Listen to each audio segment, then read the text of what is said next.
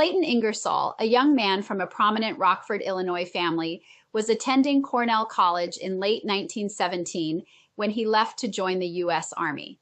While training with the British Royal Flying Squadron in France in April 1918, Ingersoll was killed in a training accident just shy of his 22nd birthday.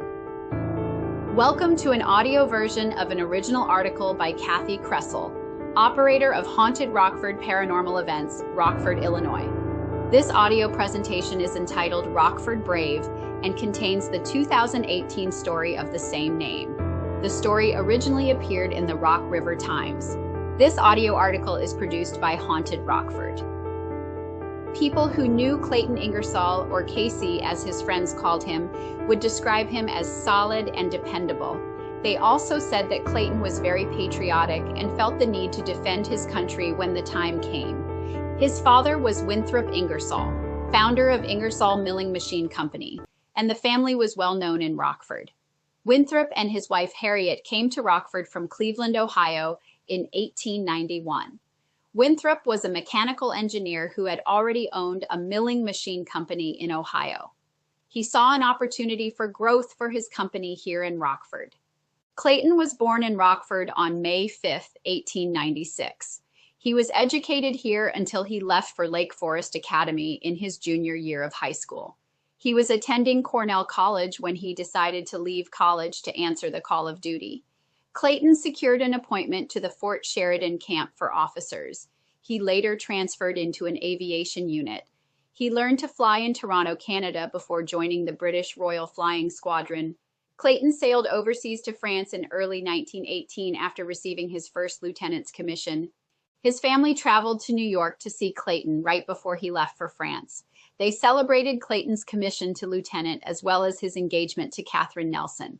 She was the daughter of Frithiof F. Nelson, another well-known Rockford businessman. The families lived in the same neighborhood of National Avenue and were said to be excited about the joining of their families. The marriage would never take place, however. On April 26, 1918, Clayton was taking part in a pilot training session in France. He had accomplished the flight and was descending for his landing when tragedy struck.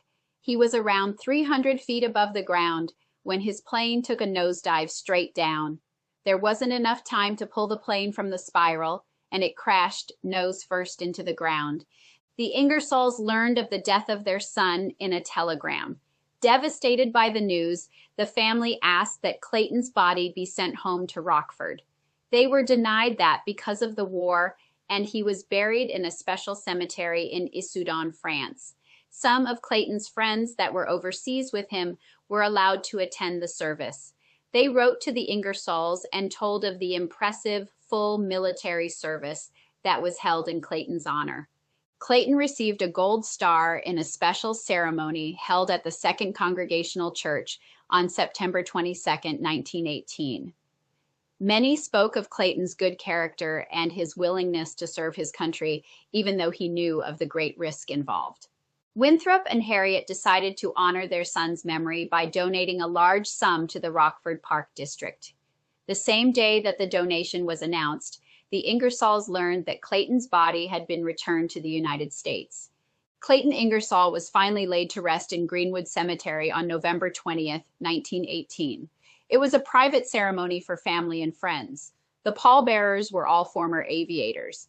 They met the train and, along with a memorial firing squad unit from the Walter R. Craig American Legion Post, escorted Clayton's casket to his home and then to Greenwood Cemetery.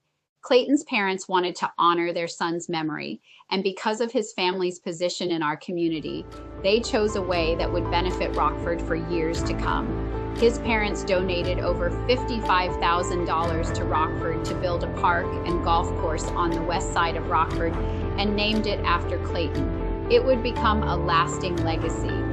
Though some may not know exactly who Ingersoll Golf Course was named after, one only has to step inside the clubhouse and see Clayton's picture hanging on the wall to know. Clayton has been gone for over 100 years now, but the legacy built for our city by those who loved him still continues. This is the end of our audio article. Thanks for listening.